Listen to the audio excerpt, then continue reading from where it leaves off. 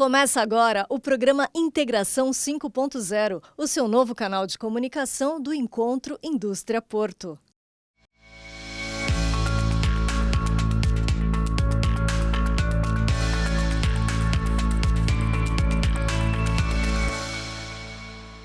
Olá, estamos começando mais um programa Integração e hoje recebendo aqui com muito prazer aqui o meu amigo Luciano Simões, que é economista e professor universitário, para a gente falar de um tema muito bacana que eu estou extremamente apaixonado. Já faz 1 ano e meio que eu venho escrevendo um livro sobre esse tema, que é o acordo do Mercosul com a União Europeia, que tem muito a ser debatido, muito a ser aprendido, porque muitas das pessoas ainda não entenderam a extensão desse acordo, o que isso vai trazer de possibilidades não só para o Brasil, mas também para a Europa, o que isso traz de resultado prático. E a gente convidou o Luciano, que é um especialista no mercado, para a gente bater um papo aqui e saber quais são as perspectivas, os desafios, que eu vejo que, ao mesmo tempo que tem oportunidade, nós temos desafios pela frente para ser enfrentado.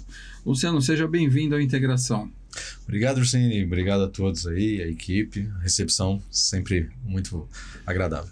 Luciano, a gente já se conhece há bastante tempo, eu tenho uma admiração muito grande quando você fala, porque você fala com muita propriedade, Porque você é um estudioso da matéria. Eu também gosto de economia, mas você é muito mais do que eu, que inclusive dá aula em algumas universidades sobre isso, E, assim, como é que você sentiu a aprovação? Porque nós ficamos quase 26 anos discutindo esse acordo. Em 26 anos o mundo deu algumas voltas, muitas coisas mudaram, muitas coisas de quando se começou a desenhar esse acordo de Mercosul com a União Europeia, a gente não tinha, principalmente no campo digital, tantos aplicativos, principalmente bancos digitais, mercado financeiro não era dessa forma, Eu acho que há 26 anos atrás a gente ainda tinha os papéis na Bolsa de Valores, onde você fazia as anotações, o cheque, E de lá para cá a gente veio amadurecendo esse acordo. Como é que você viu agora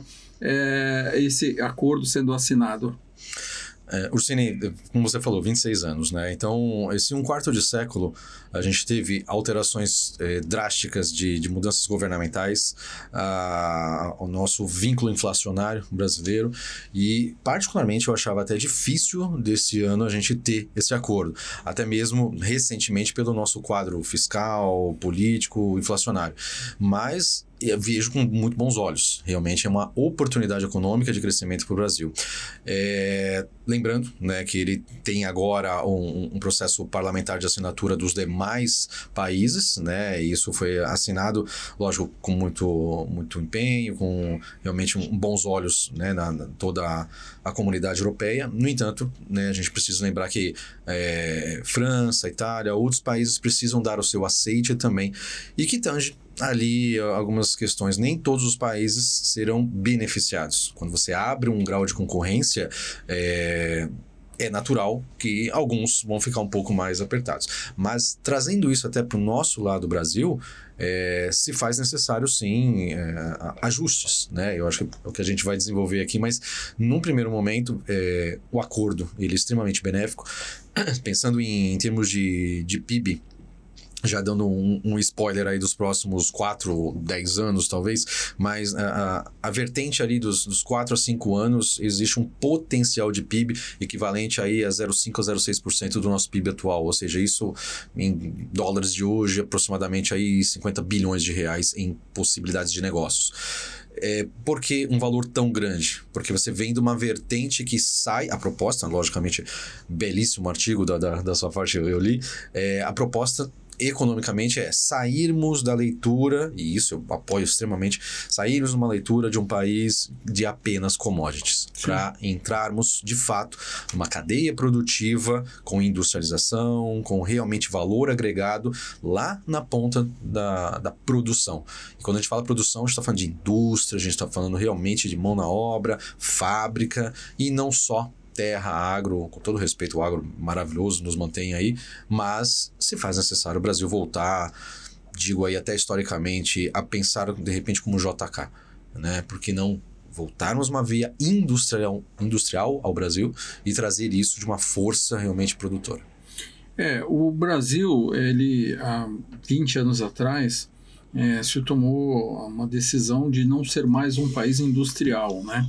E a partir do momento que não houve mais programa de incentivo para a indústria, para o desenvolvimento econômico, a gente passa a ser refém de países externos, né, refém de uma moeda cambial que é o dólar, como referência de importação e exportação no mundo, e a gente acaba até tendo problemas internos, como é o caso, sempre cito, da saúde pública, que a saúde é dolarizada, porque você depende, 90% da saúde são insumos importados, e aí você cai para dentro de um hospital e fala, como é que pode custar tão caro? Como é que pode custar tão caro a saúde pública? Exatamente porque nós não temos uma indústria brasileira produzindo insumos que consiga fazer com que o tratamento de saúde seja mais barato, né? E de lá para cá, o mundo sofreu um pouco isso, mas eu acho que por política interna brasileira, a gente deixou de ser um país industrial. E você falou a questão de não só exportar commodities, mas já ter uma atividade produtiva, né? Com o que nós temos hoje de política econômica, você entende que medidas precisam ser tomadas para que a gente tenha aí reativado uma produção industrial, que a gente consiga se comparar ao resto do mundo, porque automaticamente quando você assina esse acordo, você possibilita também países lá de fora a trazerem mercadorias para cá com um valor muito mais atrativo e que talvez com produtos de uma qualidade superior ao que a gente muitas vezes produz aqui, Sim. O que é um desafio, né? A gente tá vivendo um momento onde, como você falou, deixamos o Brasil para trás no sentido industrial. É recente e infeliz as notícias quando você vê grandes corporações, montadoras, como a gente teve aí um momento boom, o nosso querido há muitos anos aí, o ABC, teve ali um momento boom com as montadoras, trouxe emprego, renda, uma evolução patrimonial muito forte. Quando a gente fala isso, a gente tem que lembrar, é um simples conceito a todos. Quando você fala de agricultura, o dono da terra ganha. Mas quando você fala de todos os que estão trabalhando com a terra, esse não ganha tão bem. Então, quando você vai comparar força-trabalho, homem-hora, para uma indústria, você está falando já de um salário mais adequado. Ah, mas ele é um faxineiro. Sim, mas é um faxineiro dentro de uma indústria. Ele tem direitos, ele tem plano de saúde, ele tem um arcabouço social muito mais robusto. Então, sim, sou particularmente a favor da industrialização para trazer um emprego e renda muito maior. E isso desencadeia estudos, tecnologia, uma série de questões aí que vamos desenvolver logo no nosso assunto aqui. Mas hoje, por exemplo, quando a gente fala de competitividade brasileira, a gente perdeu não só montadoras, perdemos o pessoal de game aí, não lembro, tinha não sei se foi a Nintendo, mas tinha uma outra, né, muito grande também nas áreas de atuação, que foi embora, fechou as portas. Então, se o Brasil, nos últimos anos, isso a gente está falando agora, né, 5, 10 anos para cá, se o Brasil fechou portas de grandes indústrias, como reabrir? Então, eu acho que o primeiro ponto não é aproveitar esse gancho do mercado do Mercosul com realmente o mercado europeu e falar, agora vamos industrializar. Eu acho que já se faz necessário, pelo nosso histórico, entender, peraí, por que os últimos saíram? Vamos fazer uma lição de casa. Por que os últimos saíram? Isso já é uma prerrogativa de melhoria. Fala, então ele saiu por isso. Então tá bom. Lógico, condições de impostos, pesa muito. Condição de ajuda e subsídios, ajuda, e de fato o subsídio é para isso, um subsídio governamental. Carga trabalhista, sim, é discutível. Olha, a gente tem recentemente alguns, né, apoios aí de cargas, né, do regime de 6 horas, de escala 6x1. Então você tem algumas questões. Vejo com bons olhos, por exemplo, para uma primeira camada de trabalhadores, inclusive essa isenção dos 5 mil. Então, no valor líquido final, para quem começa em qualquer cadeia, o valor de 5 mil ele é muito bem-vindo. Então, gera um potencial. Agora, quando a gente sai do olhar sócio e vai para o olhar econômico, numa vertente de comparação, o Brasil aí vai sofrer, literalmente, o que você comentou no finalzinho, a chegada desses produtos com a nossa qualidade e produtividade brasileira e custo brasileiro, isso vai gerar impacto.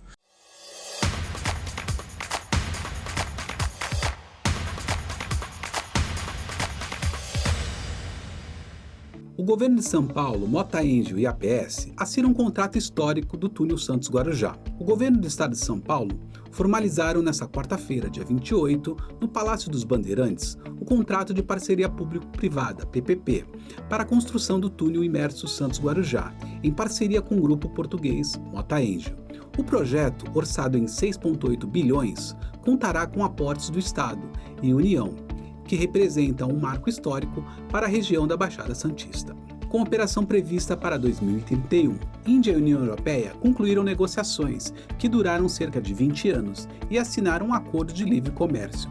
A iniciativa deve facilitar as exportações e importações entre as duas maiores regiões econômicas do mundo, com potencial de impacto no comércio global. Ana Marcela Cunha confirma a presença na travessia do Porto de Santos. A nadadora referência em maratonas aquáticas brasileiras confirmou presença na travessia do Porto de Santos, marcada para o dia 31 de janeiro. A prova, com largada na Praia da Aparecida, une esporte, turismo e promoção do maior porto da América Latina. TCP movimenta 11 milhões de toneladas em 2025 e registra o maior volume da história. O terminal de contêineres de Paranaguá, o TCP, bateu um recorde em 2025, movimentando 11 milhões de toneladas, o maior volume da história da empresa. A performance reforma a posição do TCP como um dos principais hubs de movimentação de carga do país.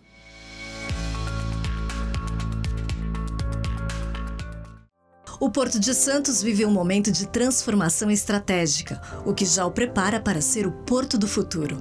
A afirmação é da APS, Autoridade Portuária de Santos, que destacou a execução de um pacote de projetos que classifica o Complexo Santista como um verdadeiro Smart Port, ou Porto Inteligente.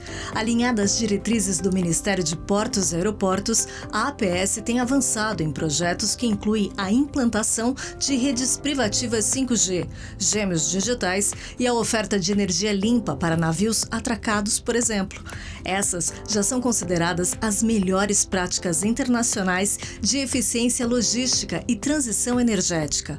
Para estimular a adesão, a APS ampliou os descontos de tarifas para navios verdes, que são as embarcações mais bem avaliadas no Índice Ambiental de Navios, o ESI. O objetivo é que o principal ativo logístico do Brasil tenha uma infraestrutura sustentável e trabalhe cada vez mais com inteligência de dados.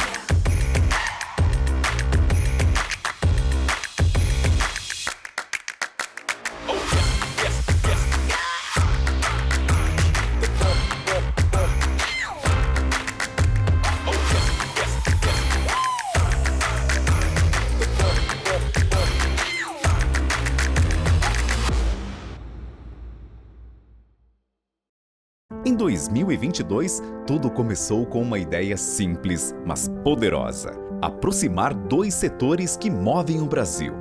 Nascia assim o Encontro Regional Indústria Porto. No primeiro encontro, o diálogo abriu caminhos, pessoas se conectaram, experiências foram compartilhadas e ficou claro que a integração entre indústria e porto não era apenas necessária, era estratégica para o futuro do país. Com o tempo, a ideia amadureceu. Hoje já são mais de 5 edições de sucesso. O evento cresceu, ganhou força e ampliou seu alcance. De regional, tornou-se nacional. O ENIP passou a percorrer o Brasil, levando consigo um propósito claro: integrar, provocar reflexões e construir soluções. Em Brasília, o debate se fortaleceu com a visão institucional e estratégica, aproximando o setor produtivo das decisões que moldam a logística e a indústria. Em São Paulo, o coração econômico do país, inovação, eficiência e competitividade estiveram no centro das discussões, reunindo os grandes protagonistas do mercado. Em Recife, o evento revelou a força do Nordeste, suas oportunidades logísticas e o papel transformador dos portos no desenvolvimento regional. E agora, um novo capítulo começa. Em 2026, vamos conectar ainda mais ideias, pessoas e setores fundamentais para o Brasil avançar. Vem aí o ENIP 2026.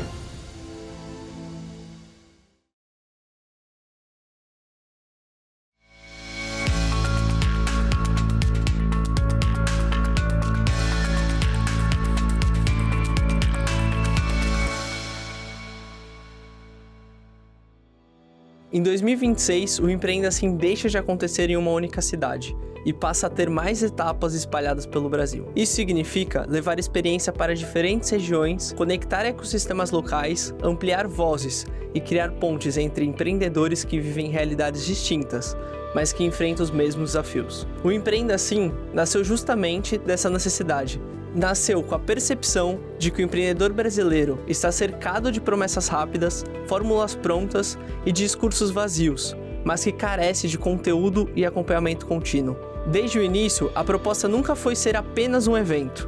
Sempre foi ser uma experiência, o ambiente onde ideias são testadas, verdades são confrontadas e decisões são amadurecidas. Em 2025, tivemos participação de referências nacionais em empreendedorismo, como a Monique Evely, estrategista de brand e negócios e investidora no Shark Tank Brasil, o Ernesto Haberkorn, fundador do sistema de gestão empresarial TOTUS, e Marcelo Ortega, consultor focado em vendas e alta performance, e entre outras referências nacionais. E para que essa jornada não se limite a um único dia, outra grande novidade chega junto: o lançamento da plataforma da comunidade do Empreenda Assim. Uma comunidade pensada para funcionar o ano inteiro, um espaço onde o empreendedor continua aprendendo, trocando experiências e acessando conteúdos exclusivos. A comunidade será lançada agora, no primeiro semestre de 2026. Para mais informações sobre a data de lançamento, acompanhe o Empreenda Assim nas redes sociais.